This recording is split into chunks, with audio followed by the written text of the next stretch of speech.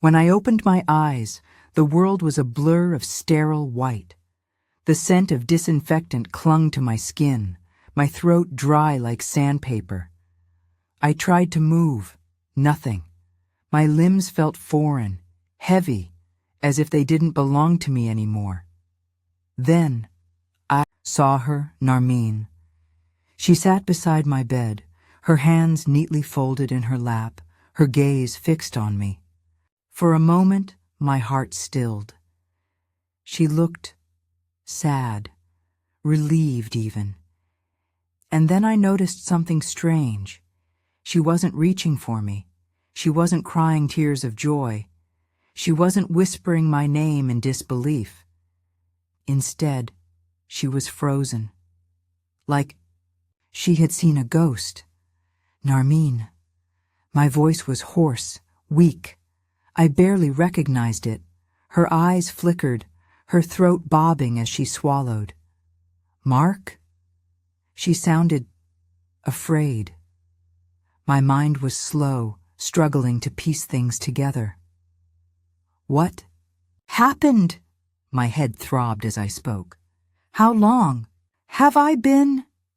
The door burst open before she could answer. A doctor rushed in, followed by a man in a black suit. A lawyer. The doctor barely spared me a glance before turning to Narmeen. Miss Narmeen, we need to talk. Miss? I blinked, my chest tightening. She's not... I'll handle it, Narmeen cut in quickly. She stood up, her voice steadier now.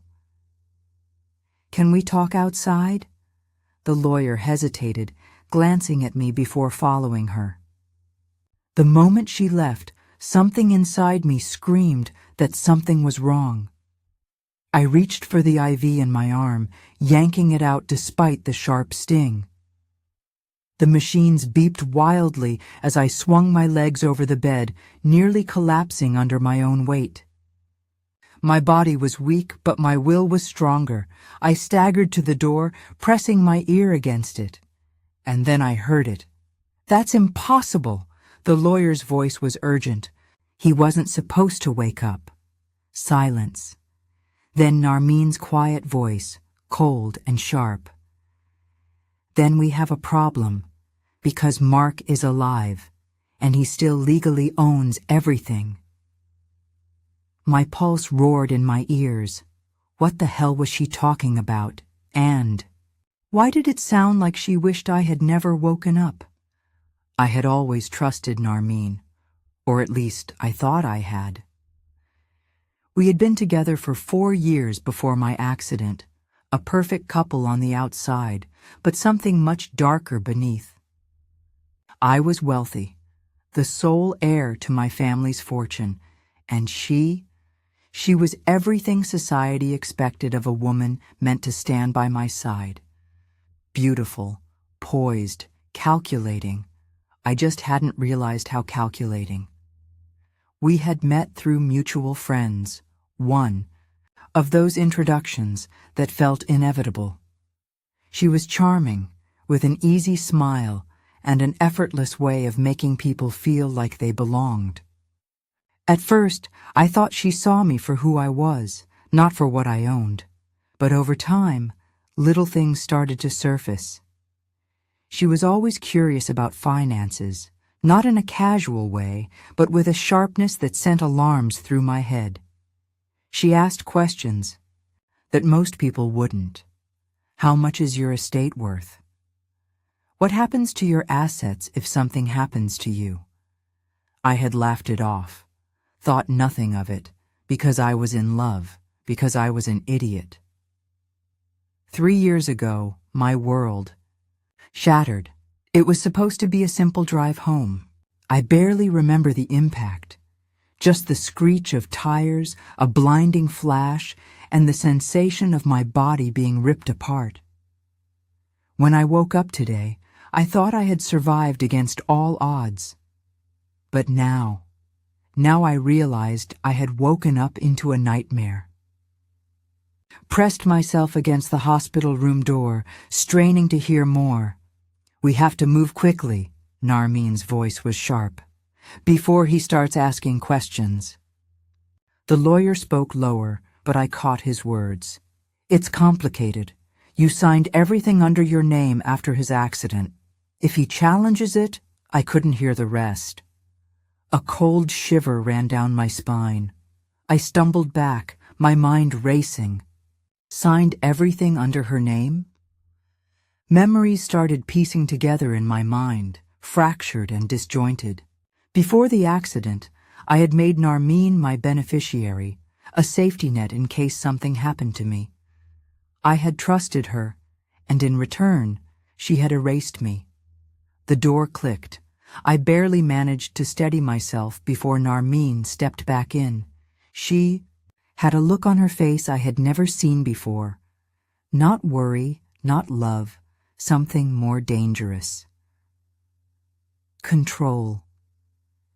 She shut the door behind her, her expression smoothing into something softer. "You should be resting." I swallowed my fury. If I showed my hand now, I'd lose, so I did what I had done in my relationship for years. I pretended. How long was I out? My voice cracked, my throat still raw from years of disuse. She sighed, placing a cool hand on my wrist. 3 years, Mark. You've been in a coma for 3 years. 3 years. I felt the weight of it, the life stolen from me, the years she had spent living in my house, using my money, rewriting my future. I forced my face into an unreadable mask. "And you stayed?" She hesitated, just for a fraction of a second, then she smiled. "Of course." I nodded, hiding my clenched fists beneath the blanket. "You're amazing. Because if Narmeen had spent 3 years planning my erasure, then I needed to spend whatever time I had left planning hers." I stared at Narmeen, my expression carefully, neutral. 3 years. 3 years of my life stolen, and she had stayed, not out of love, not out of loyalty, but to take everything I owned. She had forged my will. I had always been careful. Contracts, legalities, assets. But no amount of caution could have prepared me for betrayal by the one person I trusted the most. And yet, she sat beside me now, gently stroking my hand, looking at me like a devoted fiancée who had waited all these years for her beloved to wake up. Liar, I needed to play along. If I confronted her now, she'd find a way to silence me. I was still weak, vulnerable, so I smiled. 3 years. That must have been hard on you. Her lips curved into a small smile. It was. She was testing me, gauging my reaction. "Everything is fine now," she continued, voice sweet but careful. "I took care of things while you were gone. I bet you did." I leaned back against the pillows, feigning exhaustion. "Tell me, what happened after the accident?" She hesitated, and for the first time, I saw something in her eyes that unsettled me. A flicker of hesitation. "I'll tell you later," she said quickly, brushing my hair back in a way that once would have soothed me. "Right now, you need rest." I needed answers, but she wasn't going to give them to me. That night, when the hospital fell silent, I made my move. I waited until the hallway outside my room was quiet, then I reached for the IV in my arm and yanked it free. My muscles screamed as I swung my legs over the side of the bed, but I forced myself to move. I had to see what she had done to my life. With slow, careful steps, I made my way to the hallway, pressing myself against the wall as I listened for voices. The nurse's station was empty. The hospital was understaffed at this hour. I made my way to the records room. If Narmeen had taken everything from me, there had to be proof. I opened the door, slipping inside. My breath was heavy, my heart pounding. I scanned the shelves until I found my file. I flipped through the pages, each one confirming my worst fears. The will had been changed. The documents were stamped, notarized. My assets were transferred to Narmeen. Everything, my company, my estate, my family's wealth. And then, at the very bottom of the last page, a death certificate, my death certificate. I staggered back, my body going cold. Narmeen had not just stolen my life. She had officially declared me dead. I heard footsteps. I shoved the file back into place, moving quickly toward the door. But before I could slip out, the handle turned. I barely managed to duck into the shadows as Narmeen walked in. She moved with purpose, scanning the shelves until she found my file. She pulled it out, flipping through the pages as if checking to make sure her secret was still safe. I watched her carefully, my heart racing. Then she exhaled in relief, tucked the file under her arm, and turned to leave. That was when she paused. I held my breath. She turned her head, looking right at the shadows where I stood. Then she whispered something under her breath. "I know you're awake, Mark." My blood ran cold. I felt my pulse hammering in my ears as Narmeen's whisper hung in the air. "I know you're awake, Mark." She hadn't even turned on the lights. She stood by the door, back slightly turned, one hand gripping the file that contained my death certificate. I stayed frozen in the shadows, barely breathing. Then, with a small smile, she whispered again, "How much did you see?" I didn't answer. Couldn't. Every part of my body was screaming to move, to run, but I wasn't strong enough yet. My legs still felt weak from years of being in a coma, my muscles betraying me. She sighed as if she was bored rather than afraid. "I should have known," she murmured. "You never were the type to go down easily." Then she turned toward me, and, in that moment, I realized she could see me. I stumbled back, my body colliding with a shelf. The papers on top tumbled over, and her smile widened. "Mark," she said softly, almost fondly, "you should be resting. Wandering around like this, it's dangerous." My mouth was dry. "You forged my will." She didn't even blink. Yes, cold, unapologetic. My chest tightened. I declared you dead," she cut in smoothly, as if we were discussing the weather. "I took over your assets, your company, everything you left behind." She tilted her head. "But to be fair, Mark, you left me behind first." I gritted my teeth. "I was in a coma." Her smile faded. "And I had to survive." I almost laughed. Survive? As if my fortune hadn't cushioned her life in silk for the past 3 years. As if she hadn't lived in my house, spent my money, and pretended to be a grieving fiancée while secretly erasing my existence. "You were supposed to stay gone," she murmured, taking a slow step forward. I instinctively took a step back. A flicker of something unreadable crossed her face. Amusement? Sadness? Regret? But then it was gone. "You don't understand, Mark," she said, her voice quieter now. "It wasn't just about money."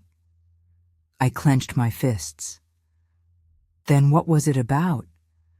Her lips parted, but instead of answering, she reached out and touched my wrist. The touch burned. A reminder of every moment I had spent loving a woman who had already buried me. I jerked away. "Don't touch me." For the first time she flinched. Silence filled the room. Then softly she said, "I never planned to kill you." I scoffed. "That makes me feel so much better." Narmeen exhaled, turning away. "This isn't how I wanted things to happen." I could hear the frustration in her voice, like things were spiraling out of her control, like my survival had ruined something she had carefully orchestrated. I forced myself to stay calm, then fix it. She turned back to me, eyes narrowing. "Fix it how?" "Give me back my life." Her lips pressed together. I could tell she was thinking, calculating, and then she smiled, a slow, eerie, knowing smile. "What life, Mark?" she whispered. Felt my breath hitch. And then she leaned in, her lips brushing against my ear as she murmured, "You're already dead." I stumbled back, panic gripping my chest. She was right. Legally, I was dead. Every record, every document, erased, rewritten, signed away. My company belonged to her. My house belonged to her. My entire existence was nothing more than a past memory in other people's minds. And the worst part? No one would believe me. Because who comes back from the dead after 3 years and expects the world to hand them their life back?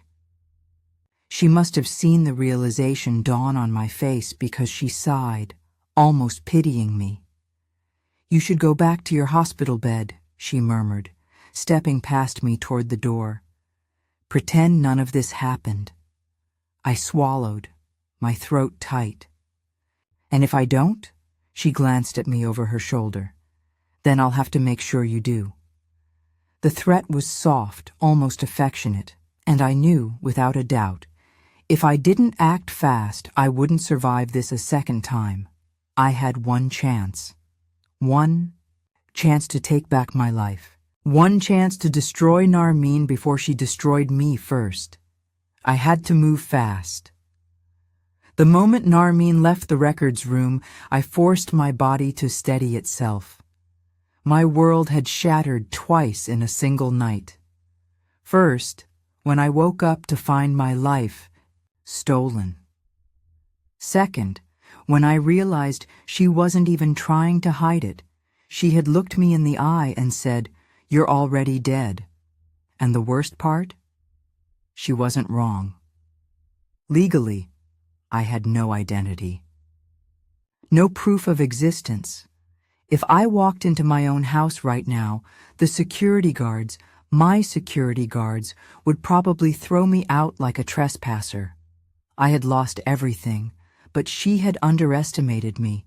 She thought I was too weak, too broken, too dependent on what I had lost. She thought I would give up. She was wrong. I waited until the hospital had settled into its midnight silence before making my next move. The first thing I needed was a phone. I couldn't use my own. It was either gone or in Narmeen's possession. But there were other ways. I slipped into an empty nurse's station, my fingers shaking slightly as I grabbed the landline. I punched in the only number I could still remember by heart. It rang. Once, twice. Then a groggy voice answered. "Who?" "The hell is calling me at—" The voice cut off. Then sharper. "Mark?" A rush of relief flooded me. Adam. Adam had been my best friend, my business partner. The one person I thought I could trust blindly. But now, after everything I had seen, I wasn't so sure anymore. "Adam," I whispered, voice barely above a breath. "It's me." There was silence. Then, in a voice laced with disbelief, "That's not possible." I closed my eyes. "I need you to listen. I don't have time to explain." The line went dead. I pulled the receiver away from my ear, staring at it. He hung up. Adam had hung up on me. Something about that made my blood run cold, because there were only two possibilities. One, he thought it was a prank, some cruel joke, and refused to believe it. Two, he already knew I was dead. And if he already knew, then there was a chance. He had helped Narmeen. I had no choice. I needed to get out of the hospital now. I turned, ready to move, and slammed straight into someone. I staggered back, my body still too weak to react quickly. Narmeen stood in front of me, her arms crossed, watching me like a cat that had cornered a mouse. Her voice was almost amused. "Trying to call for help, Mark?" I swallowed hard, masking my shock. "You left." "I did," she agreed, then tilting her head. "And you thought I wouldn't watch you?" I clenched my fists. Of course. Of course, she had someone keeping an eye on me. "You look disappointed," she said softly, stepping closer. "Did you think someone was going to come save you?" I said nothing. She reached up and brushed her fingers against my face. It took everything in me not to flinch. "You poor thing," she murmured, still trying so hard to fight. I gritted my teeth. "If you think I'm going to lie down and accept this—" She smiled. "I don't think you will." I froze. That wasn't the answer I expected. She leaned in, whispering against my ear, "And that's why I made sure you have no one left to run to." The room tilted. My breathing slowed. What did she mean? She pulled back, watching me carefully, enjoying the confusion on my face. "Go ahead, Mark," she said lightly. "Try calling your lawyer. Try calling your company." Her voice dipped, dangerously soft. "Try calling Adam again." My heart pounded. "What did you do?" Her smile widened. "You see, Mark, I didn't just take your assets." She stepped closer, lowering her voice. "I took your life." I felt the room spin, because I suddenly understood. She didn't just forge my will, she rewrote my entire history. My business was gone. My trusted contacts wouldn't answer, and Adam. I had a sinking feeling I wasn't going to hear from him again. I had lost everything, and Narmeen had planned every second of it. The realization must have shown on my face, because she laughed softly. "You're so used to being in control, Mark. But now?" She cupped my chin between her fingers. "Now you belong to me." I clenched my jaw, refusing to let her see the panic creeping into my bones. Then I whispered, "We'll see about that." She smiled. "I guess we will." And then, without another word, she turned and walked away, leaving me standing there, trapped in a life that no longer belonged to me. I had to get out. Everything was closing in on me.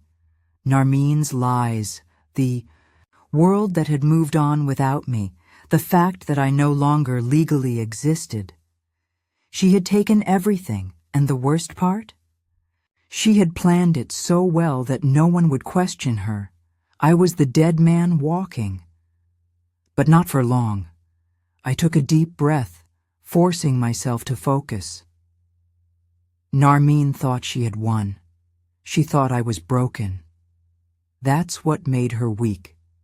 She had spent 3 years rewriting my life, but she had forgotten one thing. The real Mark never goes down without a fight. I made my way back to my hospital room, mind racing. I needed a plan, and I needed it now. As soon as I reached my bed, I collapsed onto it, feigning exhaustion. Within minutes, a nurse came in. "You should be resting," she said, checking the monitors.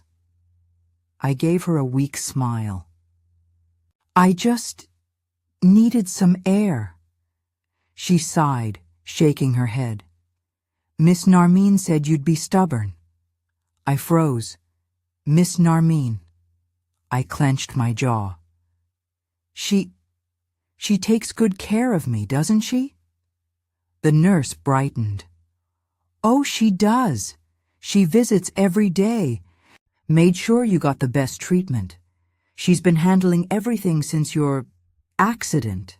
That's amazing," I forced out, keeping my expression soft. "She must have gone through so much." The nurse smiled kindly. "She did, but she's strong.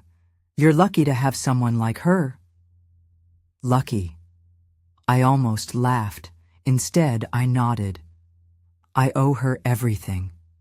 The nurse squeezed my arm gently before walking out. I waited until she was gone, then took a deep breath. Narmeen had been here every day, watching, controlling, managing everything. That meant she left tracks, and if she left tracks, I could find them. I needed proof, something that tied her to the forged will, to the fake death certificate, to my stolen life. My best bet? Her house. My house. I had to get there. Slipping out of a hospital isn't easy, especially when you're a miracle. Coma survivor. Security had been increased around my room, no doubt Narmeen's doing, but I knew how to play this game. I waited until the next shift change, when the new nurses were still settling in, then grabbed a discarded white coat from a supply cart. With my head lowered, I walked straight out. It was strange approaching my own house as a stranger. The security cameras had been upgraded. There were guards outside. She wasn't just living comfortably. She was protecting something. I couldn't go through the front door. Instead, I made my way to the back entrance, where I knew a hidden emergency key was still hidden behind the loose brick. I let myself in, my heart pounding.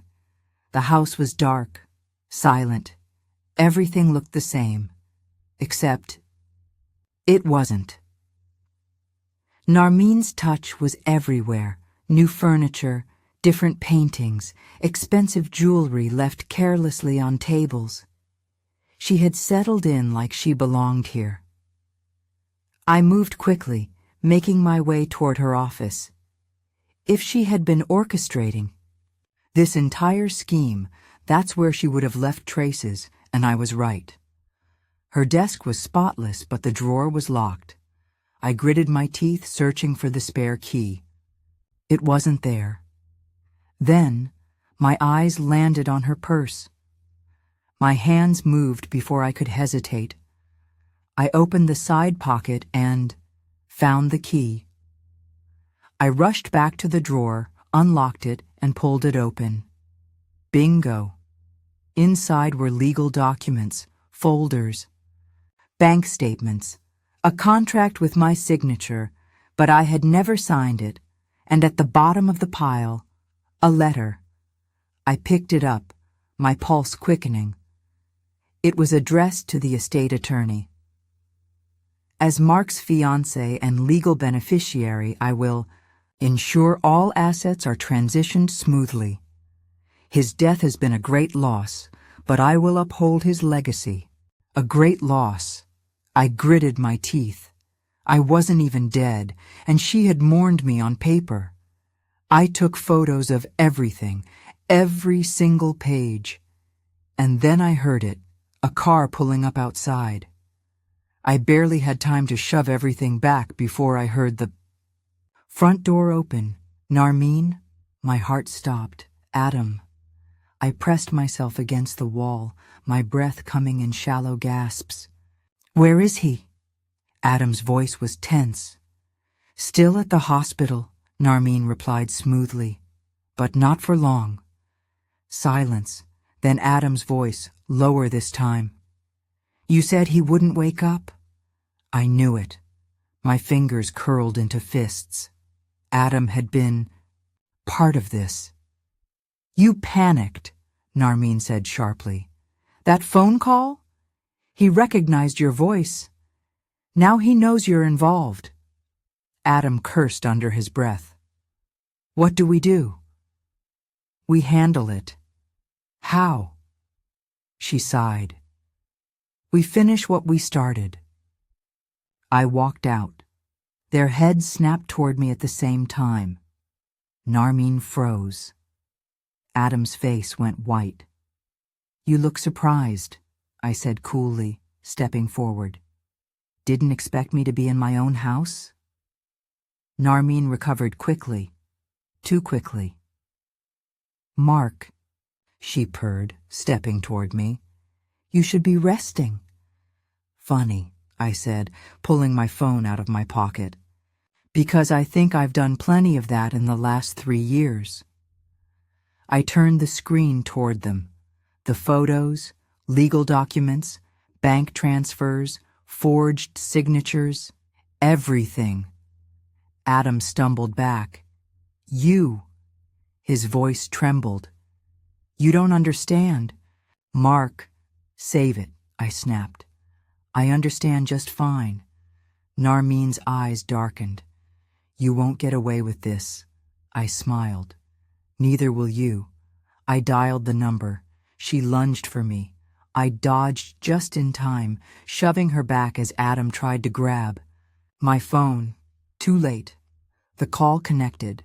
Yes, I said, my voice clear. I'd like to report a case of fraud and attempted murder. Narmeen screamed. The sirens arrived 15 minutes later. Adam ran. Narmeen fought. But in the end, they both lost. And I finally took back my life. The moment the sirens blared outside, Narmeen changed. Her poised, confident mask cracked, replaced by raw, unfiltered desperation. Mark, she gasped, grabbing my arm. Listen to me. We can fix this. I wrenched away from her grasp. Fix this? You forged my will, stole my fortune, declared me dead. Her eyes were wild. I did it for us. I almost laughed. There was never an us. There was just you, playing widow while spending my money. The front doors burst open. Cops stormed in. Mark. She lunged. But 2 officers grabbed her, shoving her back. She fought. I had never seen her fight for anything before, but now that everything was slipping from her grasp, she was desperate. Please, she screamed. I loved you. I stared at her. No. Narmeen, you loved my money. The last thing I saw before she was dragged away was her broken expression. And for the first time since I woke up, I felt free. By the time the police tracked his accounts, he was long gone. Some offshore escape, I assumed. But he wouldn't be. Able to hide forever. And Narmeen? She was charged with fraud, forgery, and embezzlement. The trial was fast. I had all the proof I needed. The jury didn't even deliberate for long. Within weeks, she was sentenced to prison. For a moment, I thought I would feel something. Anger, vindication, even pity. But as I stood in the courtroom watching her being led away in handcuffs, all I felt was emptiness. She had taken my life, and now she had lost hers. Maybe that was enough. I thought winning the case meant everything would go back to normal. I was wrong. You don't just come back from the dead and expect the world to welcome you home. People looked at me differently now. Some whispered in awe, others in fear. I was a ghost in my own life. My company was mine again, but I didn't care. The money felt different now. The house, I sold it. Too many memories. I needed a fresh start, and for that, I had one last thing to do. I stood before a gravestone. My gravestone. Narmeen had arranged a funeral for me 3 years ago, a grand, tear-filled event. And now? Now I stood over a fake grave, staring at the name that shouldn't have been there. Mark Reynolds, beloved fiancé. Taken 2. Soon I snorted. What a joke! Without a second thought, I reached down, ripped out the flowers, and let the wind scatter the petals. I wasn't dead, and I refused to be haunted by a life that wasn't mine anymore. Goodbye, I muttered. Then, without looking back, I walked away. I never expected her to find me. I had left everything behind, the company, the money, the name, moved to a quiet town where no one knew my past, where I wasn't Mark Reynolds, the man who returned from the dead. I was just Mark, and yet she found me anyway. One evening, as I stepped out of my small apartment, I saw her, Narmeen, no prison uniform, no handcuffs, just her. For a split second, everything around me froze. Then I blinked, and she was gone. Had I imagined it? A hallucination? A trick of my own paranoia? Maybe. But as I stepped toward the sidewalk, I saw something on the bench nearby, a single white flower. I picked it up, my heart hammering. Then, slowly, I smiled. Because if she was out there, she knew I was out there too. And this time, I was ready.